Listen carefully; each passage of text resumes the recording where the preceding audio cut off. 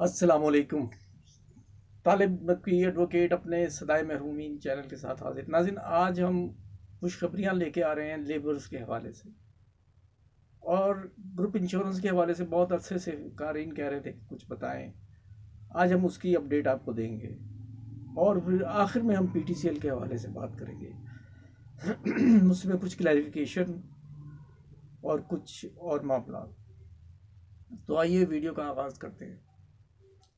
ناظرین، کامیاب مزدور پروگرام، واضح رہے کہ کامیاب نوجوان پروگرام بھی شروع کیا تھا، اگرچہ اس میں ابھی تک تو بہت کم لوگوں کو فائدہ پہنچا ہے، لیکن بہرحال وہ ایک سلسلہ جاری ہے۔ اب یوم مئی کے یعنی مے ڈے، مزدور ڈے کے حوالے سے حکومت نے، ہر حکومت کچھ نہ کچھ دیتی ہے، اس میں پروونشل حکومت نے بھی ایک فیصلہ کیا ہے، بزدار حکومت نے، وہ بھی ہم آپ کو بتاتے ہیں۔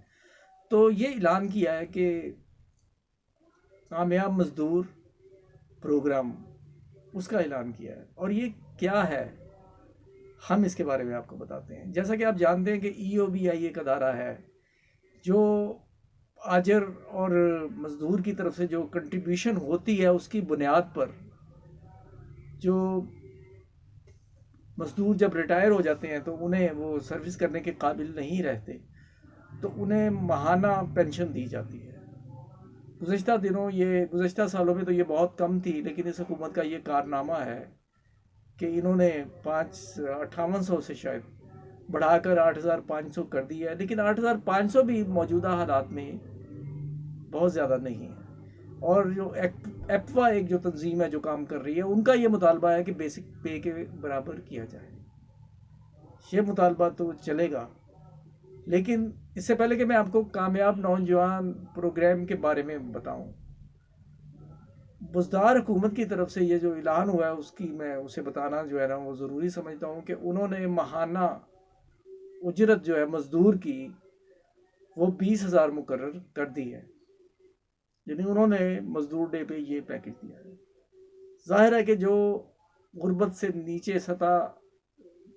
نچلی سطح پر زندگی گزارنے والے ہیں، اس حوالے سے اگر کوئی ہوا کا ٹھنڈا جھونکا آتا ہے تو اس صدائے محرومین چینل کے اس کریٹر کو یقین کیجئے کہ خوشی ہوتی ہے، ہم اپریشیٹ کرتے ہیں۔ اور اب ہم آتے ہیں مزدور کا جو ہے پروگرام کیا دیا گیا ہے۔ ای او بی آئی کے بارے میں آپ کو بتا دیا کہ کنٹریبیوشن کرنی پڑتی ہے، اس میں بھی بہت ساری دھاندلیاں ہیں اور بہت کچھ ہے، لیکن وہ ویڈیو طویل ہو جائے گی اگر میں پچھلے پروگرامز میں کرتا آیا ہوں احاطہ اسے۔ لیونگ اسائڈ دیز تھنگس، میں یہ بتانا بہت ضروری سمجھتا ہوں اور مجھے بہت زیادہ خوشی ہوتی ہے کہ ہر شخص جو کام کرنے والا ہے، خواہ وہ ریڑھی لگاتا ہے، خواہ وہ غبارے بیچتا ہے، یا وہ لانڈری کے پیشے سے منسلک ہے، الیکٹریشین ہے اور درزی ہے، چھوٹے سے چھوٹا مزدور، اب اسے بھی ریٹائرمنٹ کے بعد پینشن ملے گی۔ اس کا بھی میکنزم بننے والا ہے، لیکن ہم حکومت سے یہ کہیں گے کہ اسے التوا میں ڈالے بغیر جتنی جلد مکمل کیا جائے تو وہ بہتر ہے۔ اور میں یہ آپ کو کہہ رہا ہوں کہ اگر حکومت سے یہ میں کہہ رہا ہوں کہ اگر اپنے بقایا جو 2.5 سال ان کے رہ گئے ہیں عمران خان صاحب کے، جو پورے ہونے بہت مشکل نظر آ رہے ہیں، چاروں طرف سازشوں کا جال ہے، لیکن اگر یہ 2.5 سال پورے کر لیتے ہیں اور اس پروگرام پہ اور یہ ایسے دیگر پروگرامز جو احساس کے ہیں ان پہ عمل درآمد کروا لیتے ہیں تو انہیں آئندہ 5 سال بھی کوئی نہیں روک سکتا۔ لیکن یہ ڈیپینڈ کرتا ہے کہ مافیاز اور عمران خان کی جو جنگ جاری ہے اس میں جیتتا کون ہے۔ عمران کا المیہ یہ ہے کہ اسے اپنے سے بھی لڑنا پڑتا، اپنے لوگوں سے بھی لڑنا پڑتا ہے، اپنے خفیہ دشمنوں کا مقابلہ بھی کرنا پڑتا ہے۔ ناظرین، اب یہ سیاست آپ کہیں گے کہ آ گئی، سیاست پر آ گئے ہیں، تو یہ معاملہ ہوا تمام۔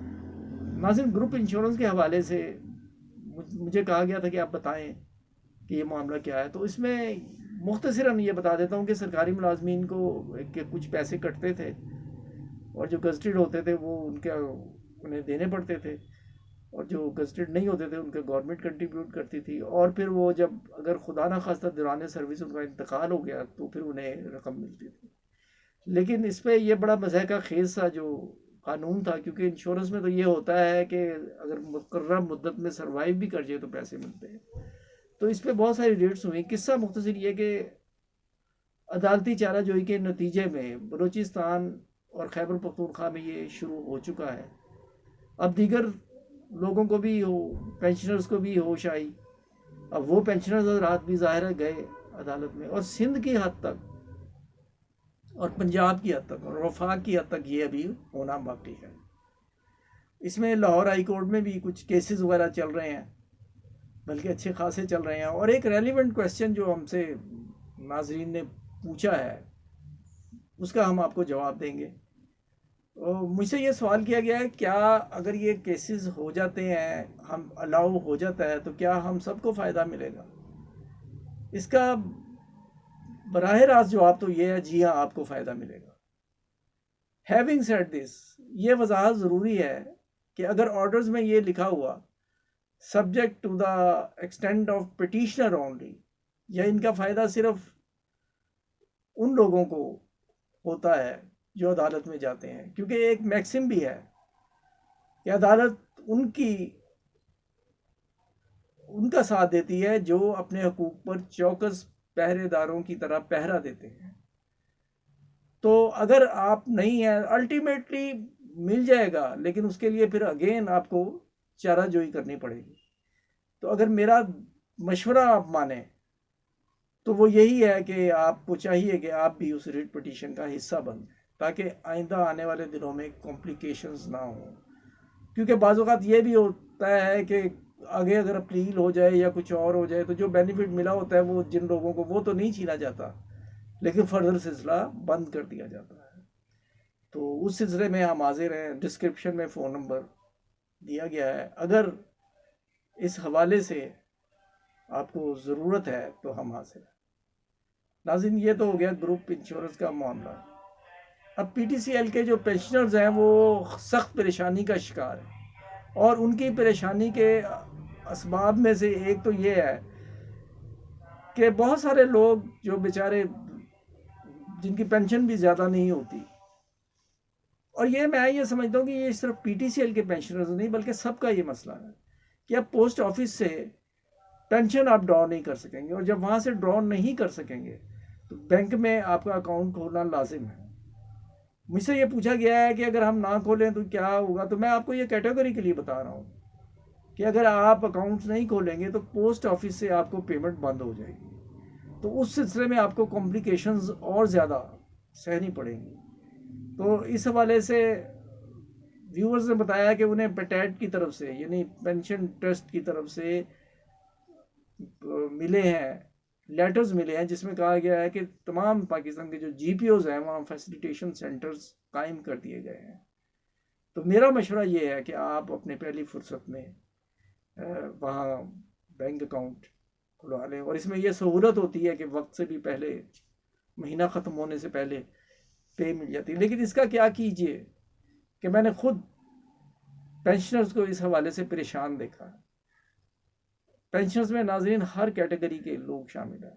مجھے یاد ہے کہ جب 20 روپے رسیدی ٹکٹ پتہ چلا کہ ملے گا تو ایک شخص نے مجھے کہا کہ جی یہ میں 20 روپے کرایہ جاتے ہوئے دے دیتا تھا, 20 روپے کرایہ لگتا تھا, اور اب ایک سائڈ کا کرایہ جو ہے نا اس کے برابر ہمیں یہ دینا پڑے گا. لیکن یہاں بینک میں ان کے لیے اور بھی مسائل ہیں, کیونکہ پوسٹ آفس دور افتادہ گاؤں میں بھی ہے, لیکن ہر گاؤں میں ہر جگہ یہ برانچز موجود نہیں ہیں بینکس کی.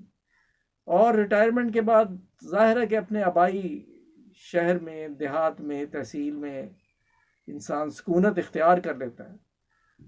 ان کے لیے یہ مسئلہ ہے.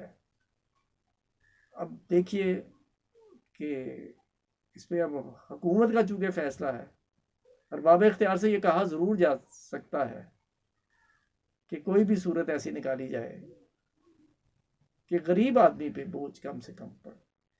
ناظرین، یہ صدائے محرومی چینل ان لوگوں کا چینل ہے کہ جو شاید یوٹیوب ویڈیو دیکھ بھی نہ سکتے ہیں۔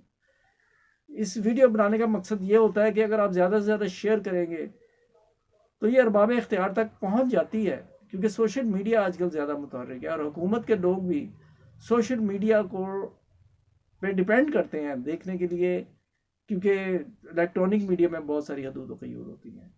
تو ناظرین، اگر سبسکرائب نہیں کیا دوبارہ کہوں گا سبسکرائب کر کے بیل آئیکن کو کلک کریں، اور عام لوگوں کا چینل اور کثیر المقاصد چینل جس میں آپ کو آگہی ملتی ہے دیکھتے رہیے۔ السلام علیکم۔